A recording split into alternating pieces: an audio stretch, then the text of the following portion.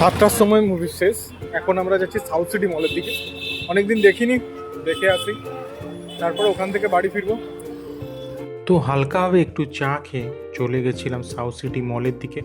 অনেক দিন পরে যাচ্ছি, প্রায় 10 বছর পরে। হেভি এক্সাইটমেন্ট লাগছে।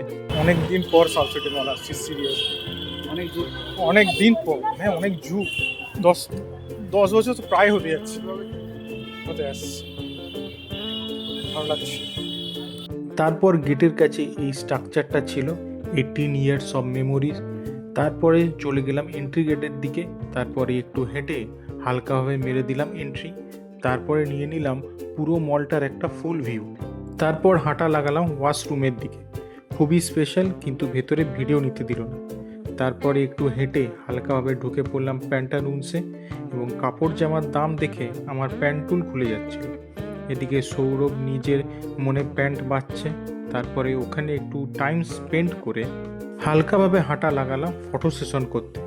তারপর হালকাভাবে চলে গেলাম সবচেয়ে লোয়েস্ট গ্লাস ব্রিজে। তারপরে উঠে গেলাম চলন্ত সিঁড়িতে। এদিকে পুরো শপিং মল। থার্ড ফ্লোরে গিয়ে সাইডে ভিডিও নিতে আমার হালকাভাবে ফেটে গেল, তার জন্য হাঁটা লাগালাম তার উপরের ফ্লোরে। তারপর গেমিং স্টেশন। তারপর হাইয়েস্ট গ্লাস ব্রিজে আমার তো ফেটে চৌচির, তাই নেমে এলাম নিচে এই ফটো তোলার জন্য। ফটো তুলে চলে গেলাম স্পেন্সাসে। একটু হাঁটার পর একটু সস, একটু চকলেট, একটু শনপাপড়ি, একটু আইসক্রিম দেখে হাঁটা লাগালাম বাইরের দিকে। বাইরে বেরিয়ে বাসে করে ঘরে।